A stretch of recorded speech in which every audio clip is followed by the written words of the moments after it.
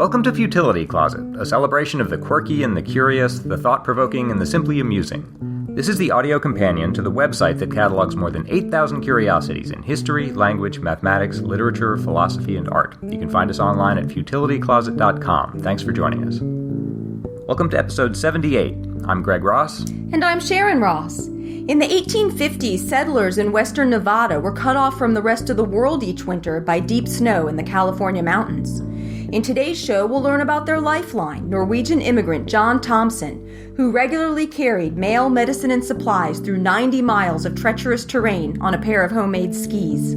We'll also hear listener contributions on prison camp escape aids in World War II, and puzzle over how lighting a cigarette lands a man in prison.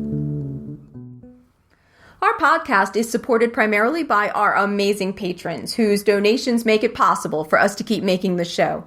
If you would like to join them and help ensure that we can keep bringing you your weekly dose of offbeat history and lateral thinking puzzles, then check out our Patreon campaign at patreon.com/futilitycloset or see the link in our show notes. If you pledge at least $1 an episode, then you'll get access to our podcast activity feed, where you'll find bonus material for every episode, as well as extra lateral thinking puzzles and our behind-the-scenes comments about the show. Thanks so much to everyone who supports Futility Closet. This podcast would not still be here if it weren't for you. John Albert Thompson was born in Telemark County in Norway in 1827, but his father died when he was 10 years old, and the family moved to the American Midwest, first to Illinois to settle on a farm there, and then moved around to Missouri and then Iowa and Wisconsin. But John apparently missed the mountains of his native Norway, and when the California gold rush came, he drove a herd of milk cows to California and settled in a town called Placerville, which is east of Sacramento, and worked there as a miner and found that he didn't care for that and finally bought a ranch in the Sacramento Valley, and probably would have remained a California farmer for the rest of his days if he hadn't chanced to read an ad in the Sacramento Union in 1856 when he was 29 years old about the difficulty of getting mail across the snows of the Sierra Nevada to the people in the Utah Territory. Just a bit of geography here. California's on the American West Coast, and if you go east from there, you wind up in the state of Nevada, which at that time was the Utah Territory. But to get there, you have to go across big, scary mountains, the Sierra Nevada, which are as much as 12,000 feet high, and became completely impassable, apparently, in the winter. And there were settlers in Nevada who depended on people getting through to them with mail and supplies and medicine. So it was a big problem that they were cut off by the snows in the winter, and the post office didn't know what to do about this. The ad that John read like this: "People lost to the world. Uncle Sam needs carrier. People living east of the Sierra Nevada mountains and west of Salt Lake lose contact with the outside world as winter snows cut off all communications. The greatest cry from the people is for mail. Congress passed a bill August 18, 1856, providing for a post route from Placerville, California to Genoa, Utah Territory. So far, no one has come to accept the mail-carrying job this year, according to Mr. A.M. Thatcher, postmaster of Placerville." So he's not going to have a lot of competition if he wants the job. Yeah, and this was a big problem. I mean, even in the warmer months, you could get across from California into Nevada through the mountains using horses and mules and wagons, but that, even in itself, could take weeks. And in the winter, it was just completely almost off the table. There were snowdrifts of up to 30 feet deep, and as I said, the Sierras were about 10,000 feet high to begin with. So they're looking for someone to brave all this. Yes. Just to get the mail through. To get the mail through. This is the High Sierras are where the Donner Party had been trapped, just to give you a feel for this, 10 years earlier in 1846. And during the winter, the best anyone had thought to do was to make the crossing on snowshoes, which are what we today call snowshoes, which is sort of the oval webbed Canadian and Native American snowshoes that people can use to walk on snow. But even that took more than a month. It was just, the trip from Placerville to Genoa was 90 miles, but getting there was really difficult. And the person making it would have to bring enough supplies for themselves, a month's worth of supplies, presumably. Plus the mail itself. Right. But fortunately, John Thompson had grown up in Norway and had some experience with what he called, today we would call skis, which were relatively new. They called them snowshoes, which is where he eventually got the nickname Snowshoe Thompson, but it meant they were referring to the skis. And skis were relatively new in North America there. No one in this part of the world had seen them before. So what he did, anyway, after he read this ad, was he cut down a tree and made a pair of these skis like the ones he'd used as a child in Norway. And they were very clumsy compared to what we think of today as skis. They're made of green oak. They were 10 feet long and 4.5 inches wide, and each one of them weighed 12 pounds.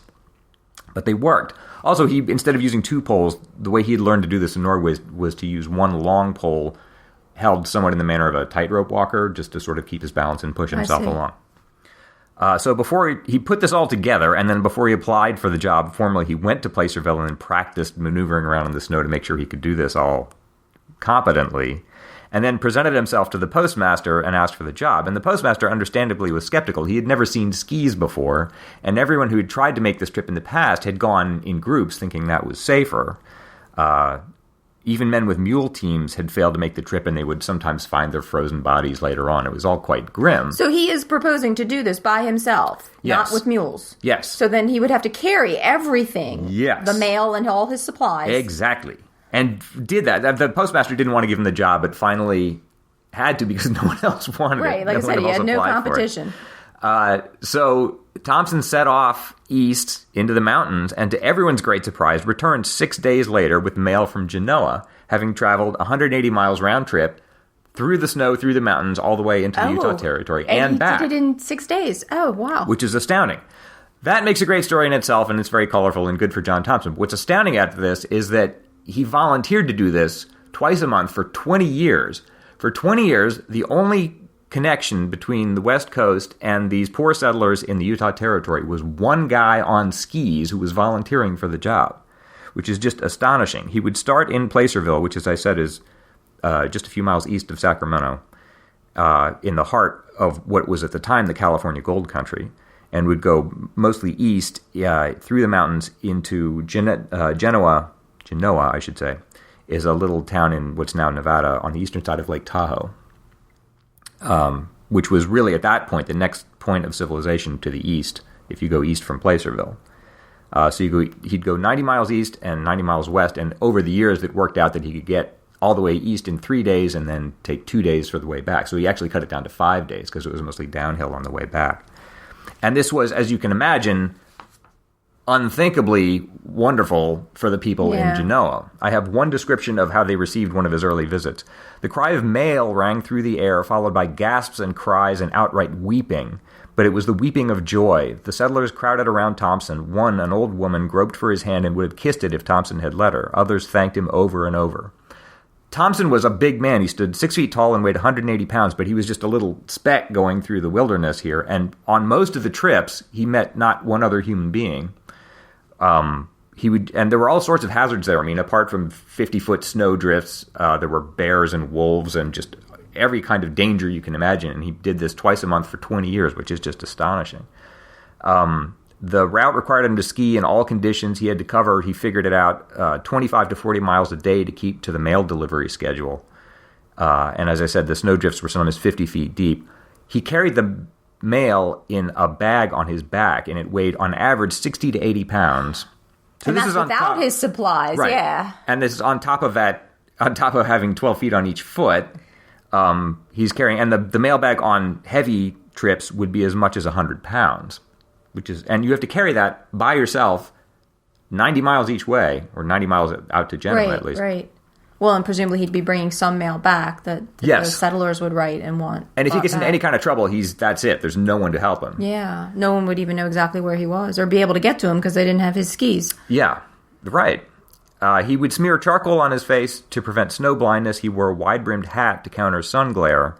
And he traveled, to answer your question about the supplies, he traveled very light. I would say appallingly light. It's scary even to read about this. He carried only a handful of jerked beef and a few dried biscuits in his pockets. That's it for food. He brought no water at all. He would just take a mouthful of snow or get water from an icy stream if he passed one. He carried no blankets. He just had one jacket that he would wear, and he would bring matches to light fires along the way as he needed them. He said, "If I have my Mackinaw, I never freeze. Exercise keeps me warm. In fact, my problem, even in blizzards, is not to keep from freezing, but rather that I sweat too easily. I have never been cold in the mountains." When he couldn't find shelter in a storm, he would remove his skis and actually dance until dawn. This happened at least once, and when I first read about it, that sounds like a tall tale. It sounds like a sort of folk figure that didn't really exist. Apparently what he was doing was dancing Norwegian folk dances to keep himself from falling asleep, because that would have been the end. if he couldn't light a fire. And apparently that really did happen at least once.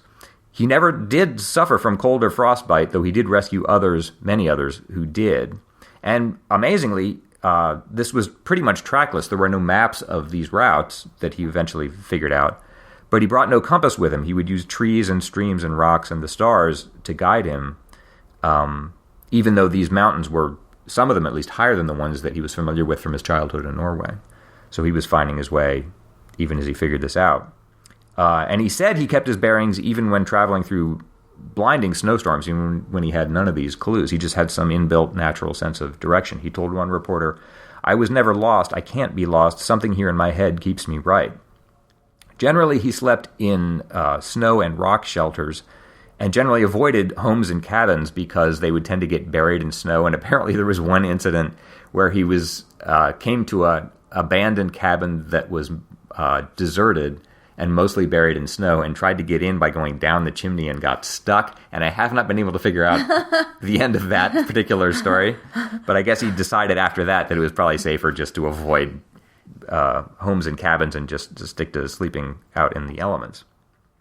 So as I say, he kept that up twice a month for 20 years, had all kinds of sort of ancillary adventures along the way. He rescued many people. He found people just lost and wandering the wilderness or unable to find their way to the town they were seeking.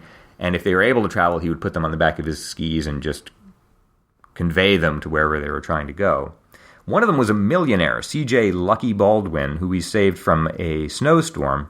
Baldwin offered to give him a reward, but Thompson turned him down, saying that he did not accept money for saving lives.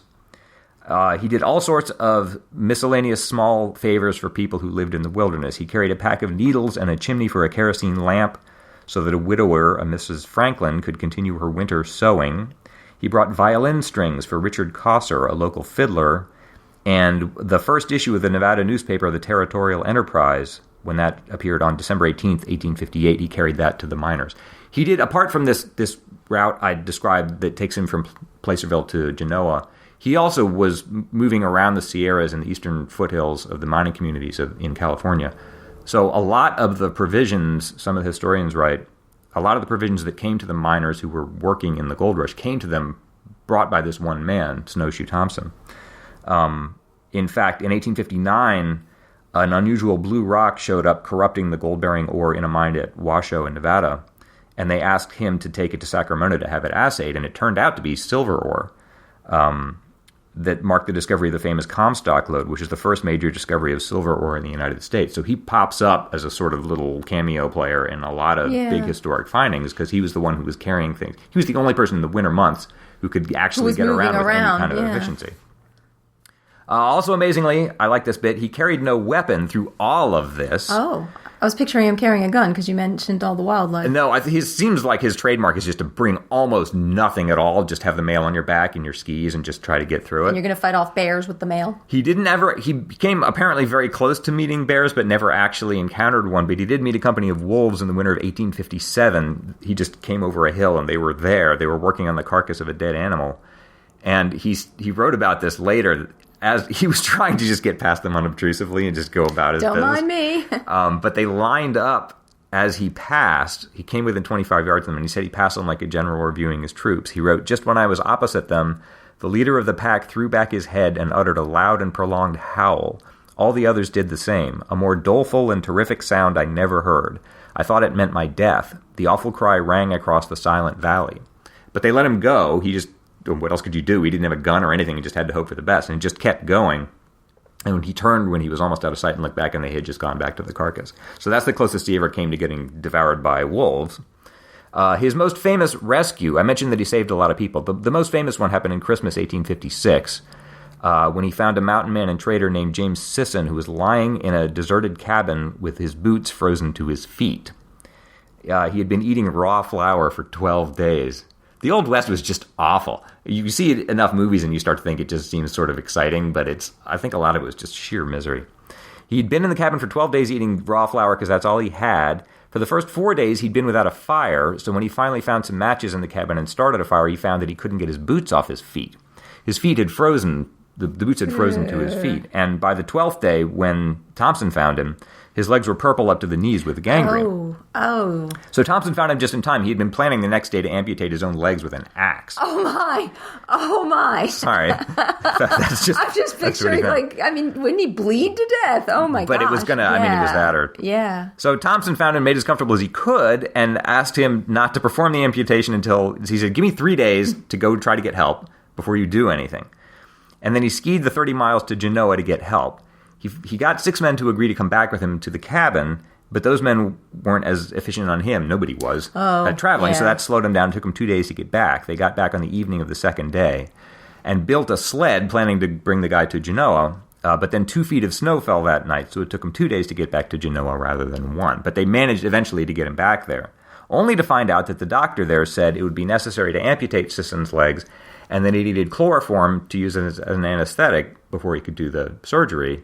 And wouldn't you know it, there was no chloroform anywhere in Genoa. So Thompson set out west now across the Sierras again, 130 miles this time, because he went all the way through the mountains back to Placerville, which was the usual endpoint. Found that they didn't have any chloroform there either, so had to keep going west into Sacramento, where they finally had some, and then go east all the way back past Placerville through the mountains to Genoa to get it back to the doctor so they could do the operation. And all that means Thompson traveled 400 miles with almost no sleep to save Sisson. That last bit was almost 48 hours of continuous skiing. But it worked. Sisson was gravely ill and lost his feet, but he did survive and finally went back east after all that, and who can blame him? So to add to all this, the capper on all this whole story is that to everyone's great shame, Thompson was never paid for any of this. He wasn't paid. It was all volunteered. I thought it was a job that he'd applied for. It was a job, but it came down to the fact that he had no written contract, and it was hard to get the government back in Washington to pay him, the U.S. mail. Originally, he carried privately for a man named Chorpening, but he had failed in business and never paid him. And then for a while, he carried the U.S. mail for a few years, but had no formal contract. So what it came down to is that they could never get anyone to actually loosen up the purse strings and actually pay him for everything he'd been doing.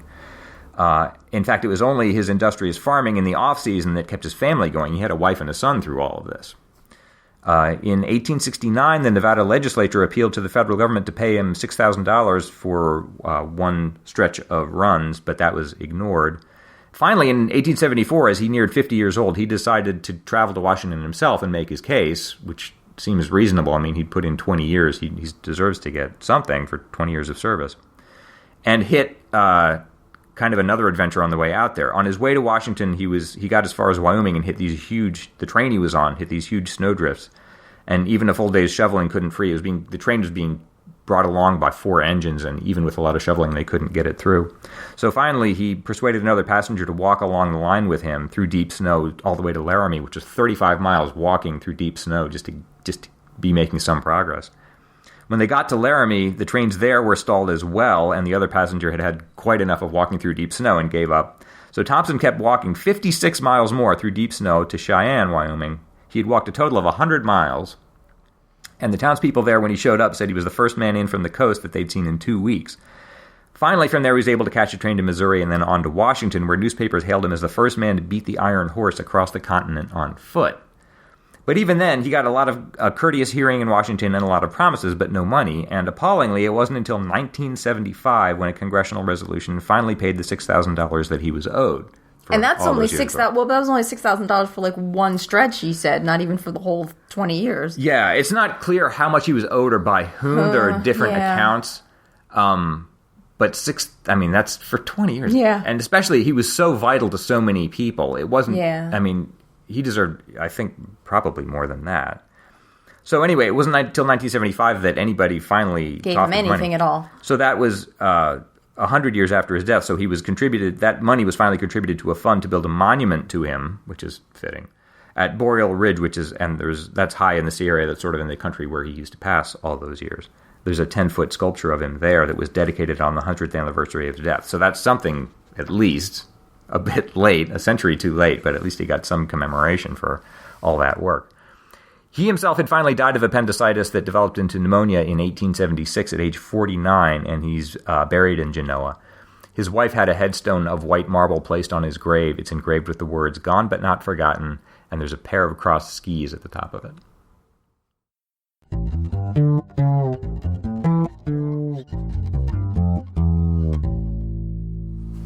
In episode 76, Greg covered how the British Secret Service used playing cards and board games to help POWs in World War II. We had a few questions about some of the details of the story, and some of our listeners were able to answer them for us. Greg had mentioned that MI9 smuggled escape aids into POW camps in board games such as Monopoly and Snakes and Ladders. And Duncan Reynolds wrote in to answer my question about the second game. Duncan said, Sharon wondered in today's podcast whether Snakes and Ladders was the same as Chutes and Ladders. That's exactly right.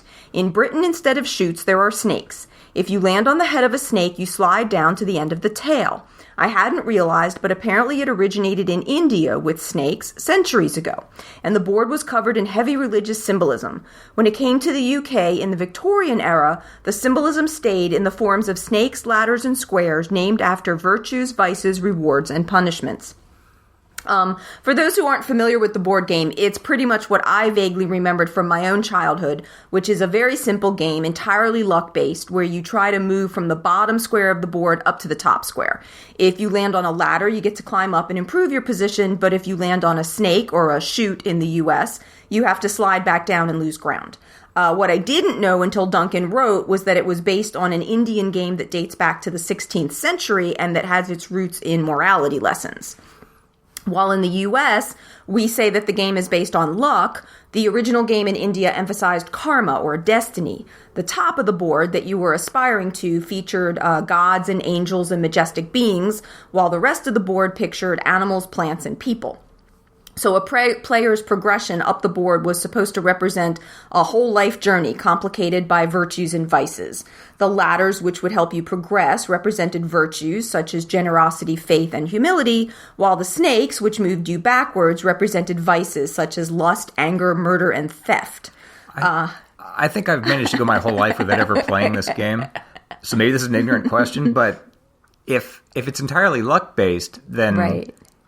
Your life just sort of happens to you, right? And virtues and vices wouldn't really have any bearing on how you do. I guess, well, that's why maybe in the India, with the religious ideas of India, it was based more on karma or destiny, right? And isn't it supposed to be like the way you behave in one life then comes back to influence you on the next? No, I understand that, but yeah, in the game... Right, it's not like you're choosing... it's not like you're choosing vices or virtues because it's entirely luck-based, but... I guess it's just to show you that if you do follow virtues, you progress up the ladder. You might do well. And if you choose these vices, you slide back. I don't know. The lesson of the game was supposed to be that a person could attain salvation through doing good, but the less virtuous would be reborn as lower forms of life. But you're right. It's not like you get to choose, like, hopefully we get to choose in life. Yeah, I mean, I think I'm all for the message there, but I don't see how that gets enacted on the board. Maybe I'm just not seeing it. Well, I guess, I mean, again, like I said, in India, there was supposed to be this emphasis on destiny, but again, that would imply you're destined to be good or bad. I don't know.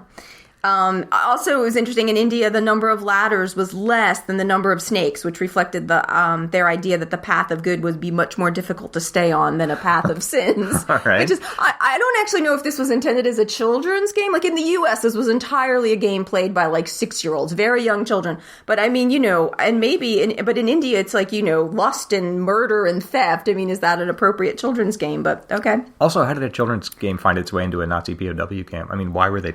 Of all the games they could have been playing. I know, that's why I questioned it when you raised it. Like, why this game? Because it's usually played by such young children. But maybe the British game is played by older kids or adults. Yeah. I mean, it's so luck-based that I don't know. But the game was changed somewhat when it was brought to England, but that was in the Victorian era, too. So I don't know how popular this was around World War II, or maybe they were just counting on the Germans not to know it. Yeah, that I could see. But when it was brought over to England, it then was changed to reflect the Victorian values, so players would reach squares of fulfillment, grace, and success by using ladders that were called thrift, penitence, and industry.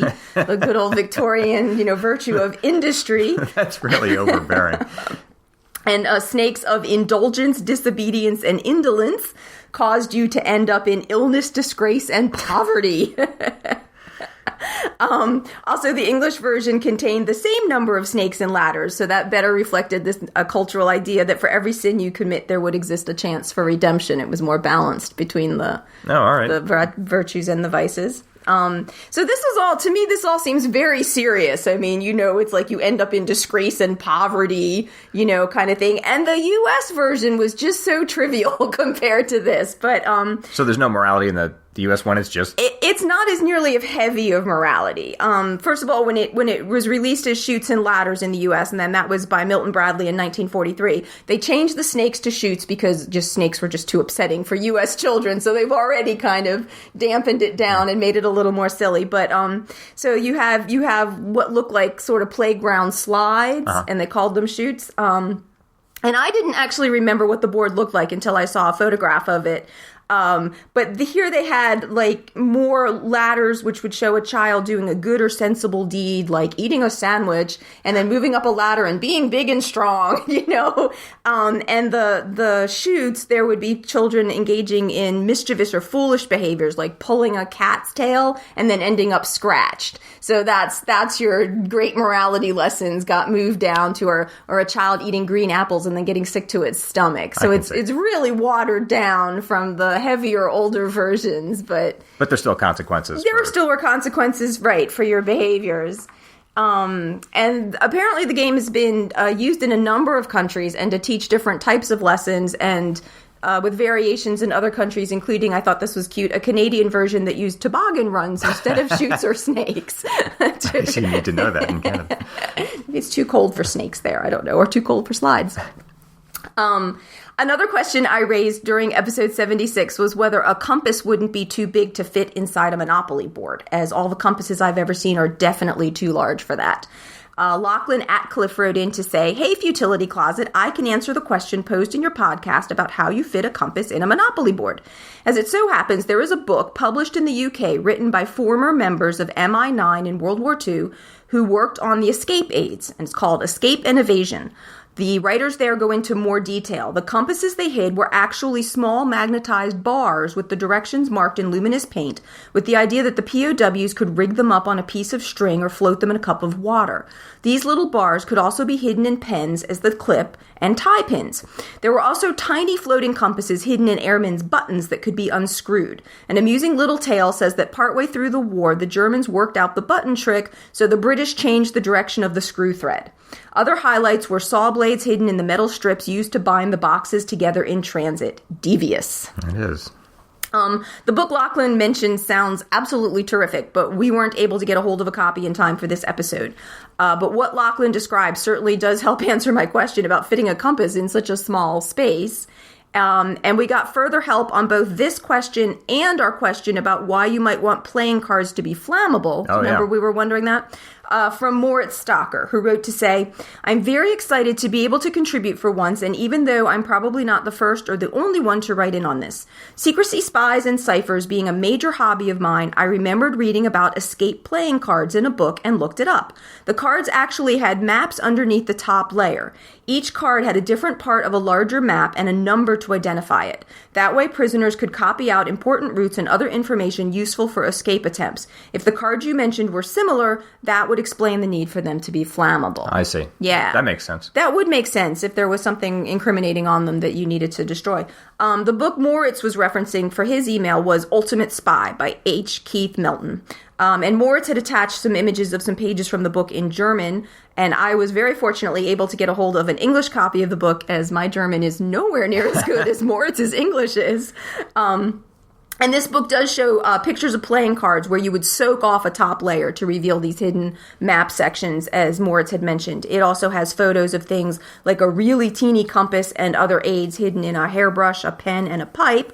Interestingly, you could even smoke the pipe with like a map hidden in it and a little tiny compass in it. That's clever. And that showed how really tiny a compass could be. Yeah, that could have be. Like just a little red dot to indicate north, and they really were much, much smaller than any compasses I've ever seen.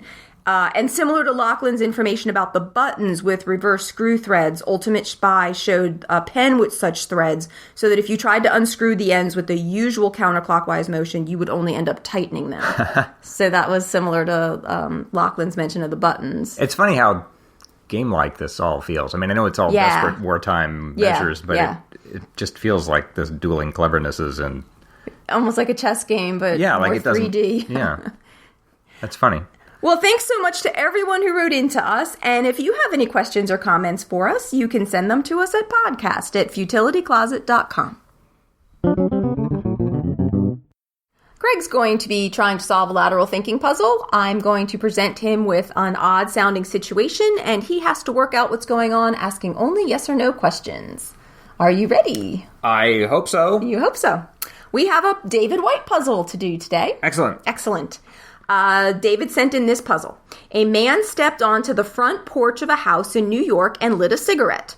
He wasn't aware that the state of New York required that cigarettes be made with fire-safe paper to prevent accidental fires. Because of his ignorance of that law, he was sentenced to a lengthy prison term. Why? All right. Did this really happen? It sounds like it did. Yes, this did really happen. Do I need to know when it happened? No. Do I need to know where? No, other than, it's in New York. It's in New York, but that's not material. Okay. Is his identity important? His specific identity? He has a specific identity, but I don't think you would have heard of him. Is his occupation important? Only indirectly. Okay, a man steps onto the front porch of a house in New York. Yes. A house? Yes. And lights a cigarette. Yes. The cigarette hadn't been made with the regulation fireproof paper? It had been.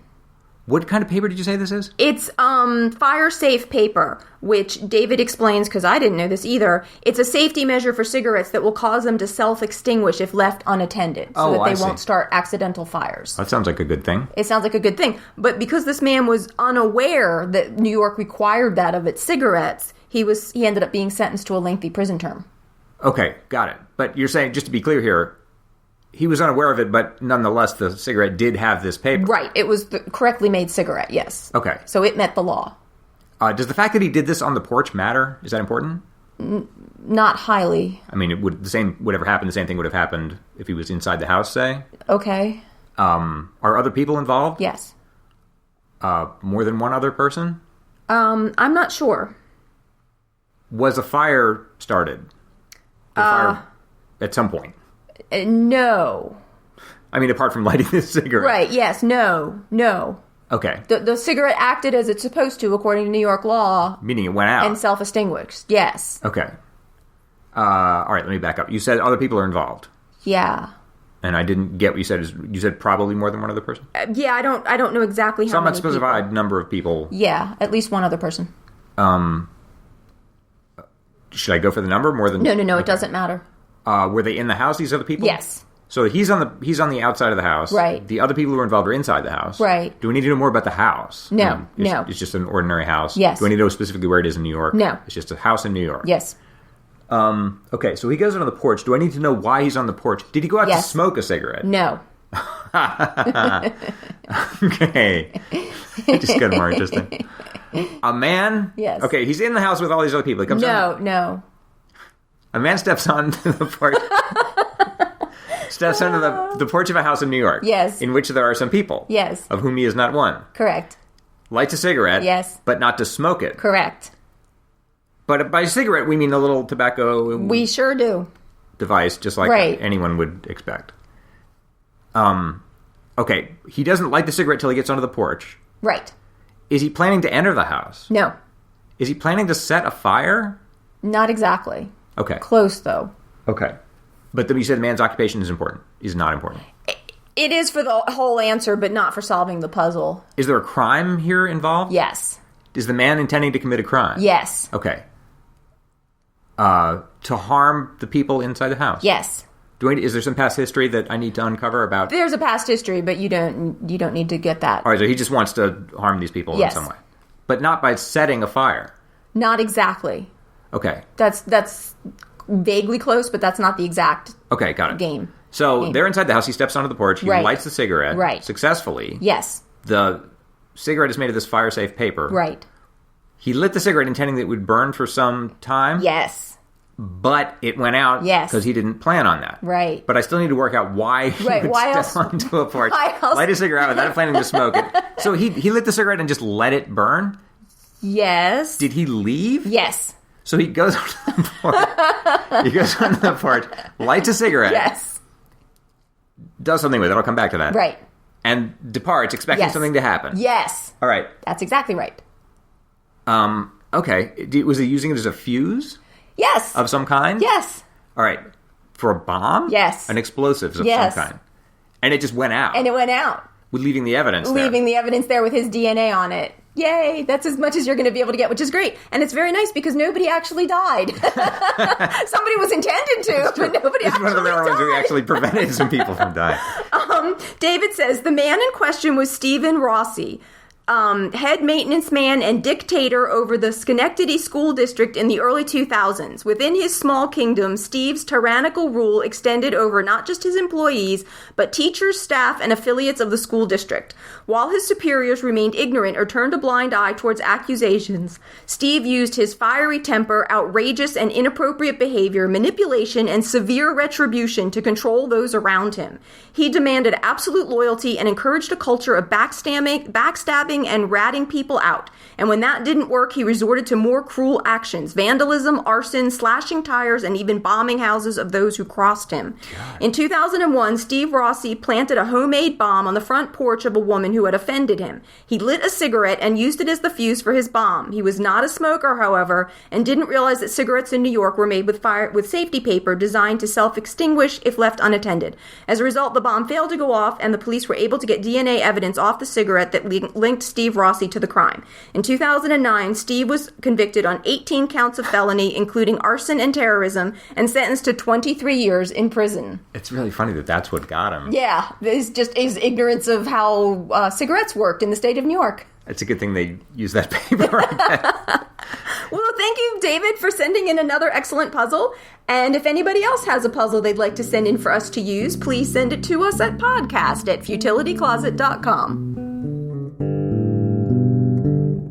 That's another episode for us. If you're looking for more Futility Closet, you can check out our books on Amazon or visit the website at futilitycloset.com, where you can sample over 8,000 delightful distractions. At the website, you can also see the show notes for the podcast and listen to previous episodes. Just click podcast in the sidebar. If you'd like to support Futility Closet, please consider becoming a patron to help keep us going. You can find more information at patreon.com/futilitycloset. You can also help us out by telling your friends about us, or by clicking the donate button on the sidebar of the website. If you have any questions or comments about the show, you can reach us by email at podcast@futilitycloset.com. Our music was written and produced by Doug Ross. Thanks for listening, and we'll talk to you next week.